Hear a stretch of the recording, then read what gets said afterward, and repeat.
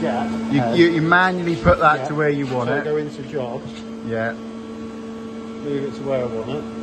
Once you've got it to the position where you want to start. Once I've got it there, I'll just go diagonal straight from that point. It's probably the best way, isn't it? Yeah. Or what I tend to do, if I've been doing the program. Yeah, you're just going to diagonal over.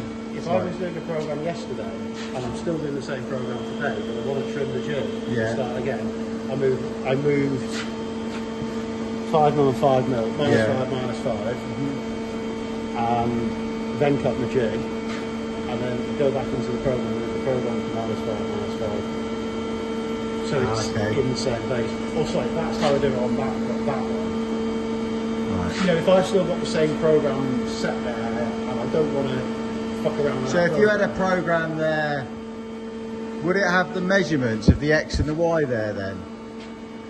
Yes. Say you've done a program last week on a corner, and then you've done other jobs between it, and now you've recut your jig, but I want to pull that drawing in from last week. If you go to load, that drawing's not referencing to the old.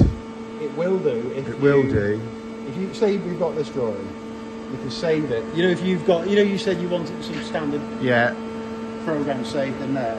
You just click on them and save it, and it'll stay in its menu. It'll sort of. But when you drag that drawing in, it will work to your new datum you've just cut this morning.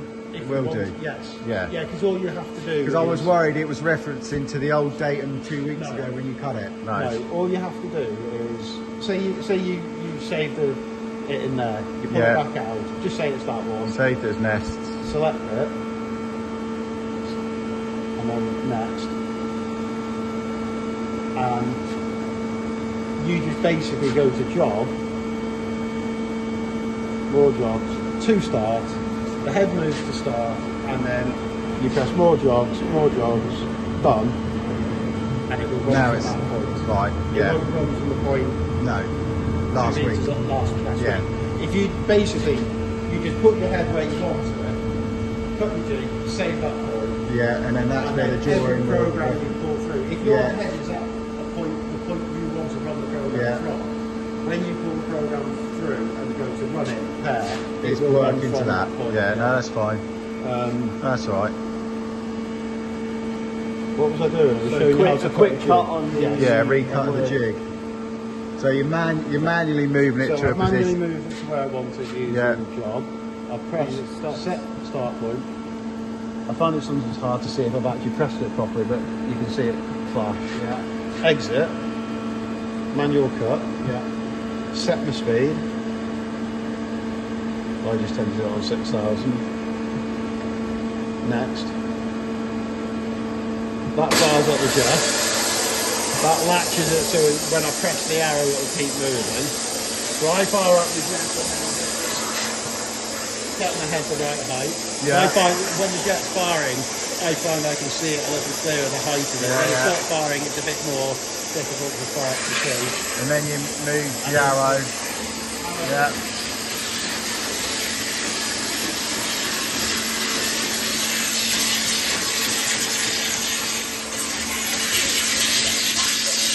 And then, because I've crashed machines before, so then exit, job, more jobs, 2 start. And then you'll cut it the other way. Yeah, that's it. That's cool. And then when it's at that point, if you press exit,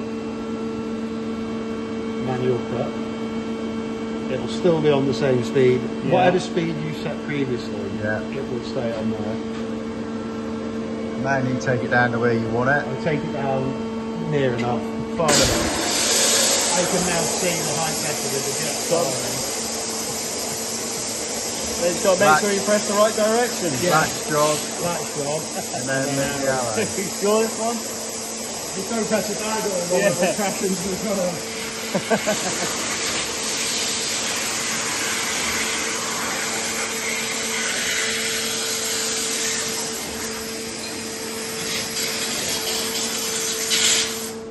Bit early, but you know, you got it. And I always do that just as a safety, exit, jog, more jogs, 2-star, and then run the program from there, or put the tile in, and then think, actually I want to run the program a bit further into the tile for whatever reason. So then I just move the head, or I'll load the program now,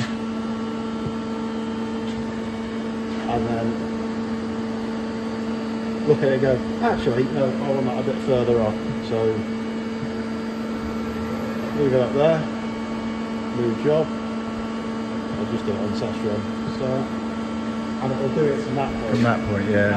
And then I've done that one, yeah. The next one I do, so I've done that program, load a different program, yeah.